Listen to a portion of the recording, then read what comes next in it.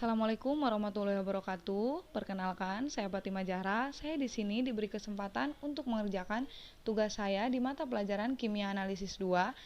Semoga teman-teman dapat menyukai apa yang akan saya presentasikan di setiap slide yang saya berikan. Nah, pasti pada penasaran kan saya mau bahas apa nih? Nah, di sini saya akan membahas tentang aplikasi AAS atau disebut dengan Atomic Absorption Spectroscopy. Nah, apa sih Kak aplikasi AAS itu? Aplikasi AAS itu disingkat dari bahasa Inggris yaitu Atomic Absorption Spectroscopy yang artinya spektroskopi serapan atom. Nah, setelah kita tahu arti dari aplikasi AAS itu apa, sekarang kita mendapatkan pengertian aplikasi spektroskopi serapan atom merupakan prosedur dalam kimia analisis yang menggunakan prinsip energi yang diserap atom. Atom yang menyerap radiasi akan menimbulkan keadaan energik elektronik tereksitasi. Nah, pasti ada juga nih yang bertanya, apa sih prinsip pengukuran pada metode AAS ini? Prinsip pengukuran dengan metode AAS adalah adanya absorpsi sinar UV atau visible oleh atom-atom logam dalam keadaan dasar yang terdapat dalam bagian pembentuk atom. Besarnya intensitas cahaya yang diemisikan sebanding dengan konsentrasi sampel berupa atom yang terdapat pada nyala api. Jadi, prinsip pengukuran pada metode AAS ini menggunakan sinar UV atau visible. Nah, setelah ini ada metode dari Kuai Triana MSISSA spektroskopi serapan atom atau disebut dengan AAS Atomic Absorption Spectroscopy merupakan metode analisis yang digunakan untuk menghitung kuantitas dari unsur-unsur logam dan metabolit berdasarkan pada penyerapan absorbansi radiasi oleh atom bebas pada fase gas. Jadi di sini tuh metodenya analisisnya itu digunain untuk menghitung kuantitas dari unsur-unsur logam yang logamnya itu metabolit berdasarkan sama penyerapan absorbansinya. Nah, di sini ada bagian-bagian spektroskopi dari aplikasi AAS. Yang pertama, sumber radiasi resonansi. Sumber radiasi resonansi yang digunakan adalah lampu katoda berongga. Jadi di aplikasi AAS itu menggunakan lampu katoda berongga ya. Terus yang kedua juga ada atomizer.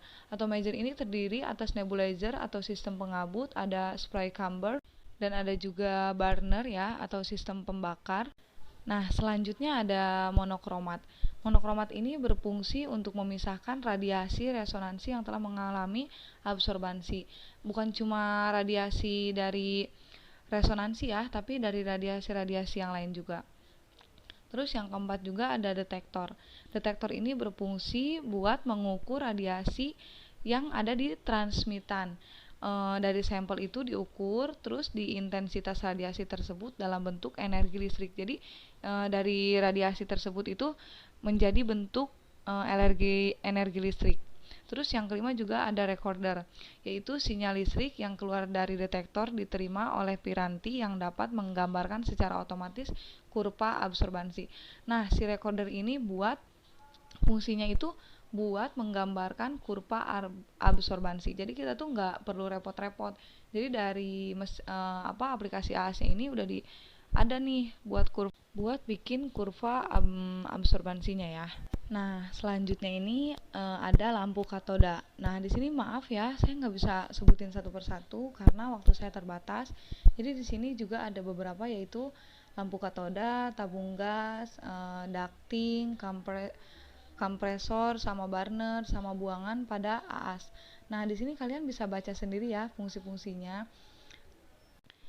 Nah, selanjutnya di sini ada kelebihan dan kekurangan pada metode AAS, yaitu untuk spesifik ya, ada batas atau limit deteksi rendah, terus dari suatu larutan yang sama itu ada beberapa unsur belainan dapat diukur, terus ada juga pengukuran dapat langsung dilakukan terhadap larutan. Contoh nih, preparasi contoh sebelum pengukuran lebih sederhana, kecuali bila ada zat pengganggu ya, dapat diaplikasikan kepada banyak jenis unsur dalam banyak jenis contoh. Nah, terus ada juga batas kadar-kadar yang dapat ditentukan adalah amat luas dalam miligram atau liter sampai ke persennya juga ya. Nah, tadi kan untuk kelebihannya nih, sekarang kekurangan dari metode AAS, yaitu analisisnya menggunakan AAS ini terdapat kelemahan karena terdapat beberapa sumber kesalahan, diantaranya sumber kesalahan pengukuran yang dapat terjadi pada pengukuran menggunakan SSA dapat diprediksi sebagai berikut. Maaf, ini yang SSA jadi AAS ya. Kurang sempurnanya preparasi sampel, seperti proses destruksi yang kurang sempurna. Terus ada juga tingkat keasaman sampel dan belangko tidak sama. Jadi kadang proses destruksi yang kurang sempurna ini berakibat fatal ya untuk hasilnya. Terus ada juga ketidaksamaan sampel dan belangko yang tidak sama. Jadi sampel sama belangkonya tuh nggak cocok. Nah, ini masih kekurangan ya. Nah, kesalahan matriks. Hal ini disebabkan adanya perbedaan matriks sampel dan matriks standar. Jadi, matriks sampel sama standarnya itu beda.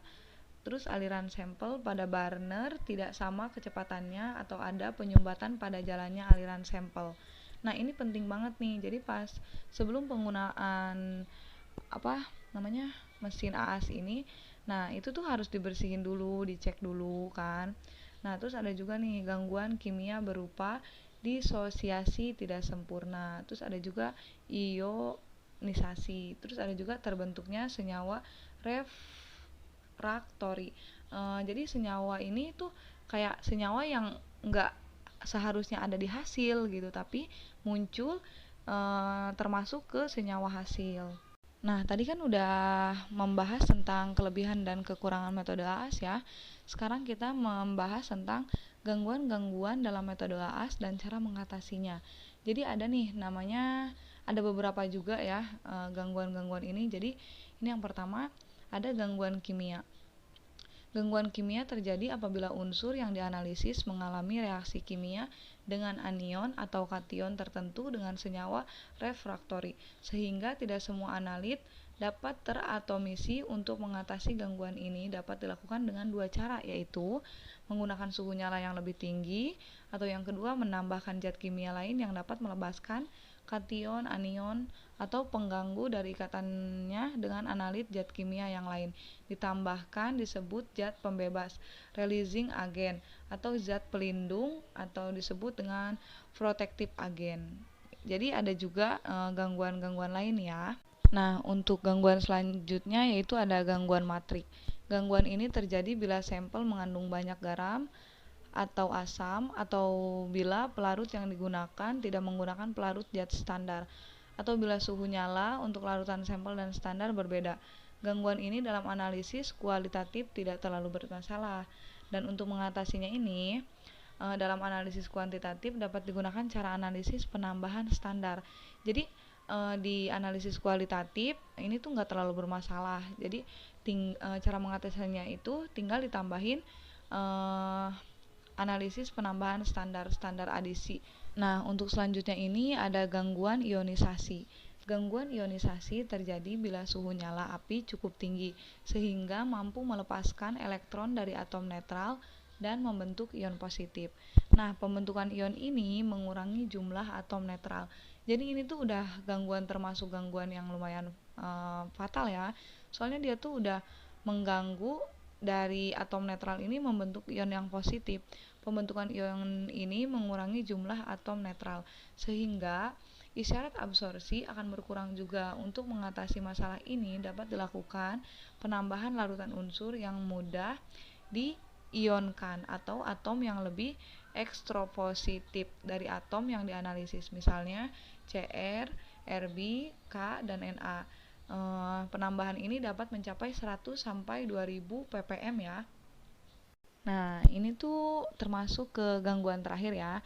Jadi ada gangguan absorpsi latar belakang atau disebut dengan background. Absorpsi latar belakang atau background merupakan istilah yang digunakan untuk menunjukkan adanya berbagai pengaruh, yaitu dari absorpsi oleh nyala api, absorpsi molekular, dan penghambatan cahaya. Jadi absorpsi latar belakang atau background ini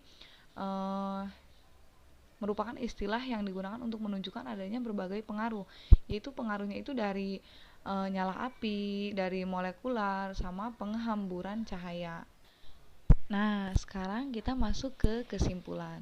Jadi yang Jara sendiri tangkep, dari kesimpulan yang tadi Jara jelaskan itu, dari penjelasan-penjelasan terdahulu, maka dapat ditarik kesimpulan bahwa spektroskopi serapan atom didasarkan pada besarnya energi yang diserap oleh atom-atom netral dalam keadaan gas. Terus yang kedua, agar intensitas awal sinar VO dan sinar yang ditentukan P dapat diukur, maka energi sinar pengeksitasi harus sesuai dengan energi eksitasi. Atom penyerap dan energi penyerap ini diperoleh melalui sinar lampu katoda berongga. Terus yang ketiga, lampu katoda berongga ada yang bersifat single elemen dan ada yang bersifat multi elemen. Maaf banget tadi pas lampu katoda itu nggak dibacain fungsinya. Jadi di lampu katoda itu ada yang bersifat multi elemen sama yang single elemen. Nah, terus berikutnya kesimpulannya, salah satu alat yang sangat berperan penting dalam SA adalah chopper ya, yang berfungsi untuk membuat sinar yang datang dari sumber sinar berselang-seling sehingga sinar yang dipancarkan juga akan berselang-seling. Nah, ini berfungsi banget. Kenapa? Soalnya di situ kita tuh bisa lihat keaslian hasil-hasilnya itu kan dari cahaya, kayak warnanya ini gitu kan. Terus selanjutnya ada juga SSA, maaf maksudnya tuh AAS ya, memiliki keakuratan yang tinggi pada analisis kualitatif. Terus beberapa jenis gangguan dengan cara AAS pada analisis kuantitatif yaitu gangguan kimia, gangguan matrik, gangguan ionisasi, dan gangguan background. Yang tadi Jara udah sebutin itu gangguan-gangguan ya. Terus yang terakhir juga ada untuk mengatasi gangguan kimia maupun gangguan matriks dapat dilakukan dengan menambahkan zat pembebas atau zat pelindung. Nah, jadi kesimpulan dapat diambil dari Jara itu ya. Mungkin teman-teman bisa ambil kesimpulan yang lain. Nah, di sini juga saya menyertakan gambar alat untuk aplikasi AAS ini. Jadi ini kurang lebih gambar alat yang akan digunakan untuk metode AAS ya. Nah, sekarang mungkin cukup sekian dari saya. Semoga materi yang saya sampaikan dapat dipahami. Maaf apabila banyak kesalahan dan banyak kekurangan karena saya di sini dalam tahap belajar. Semoga teman-teman dan para dosen dapat memaklumi ya. Terima kasih. Assalamualaikum warahmatullahi wabarakatuh.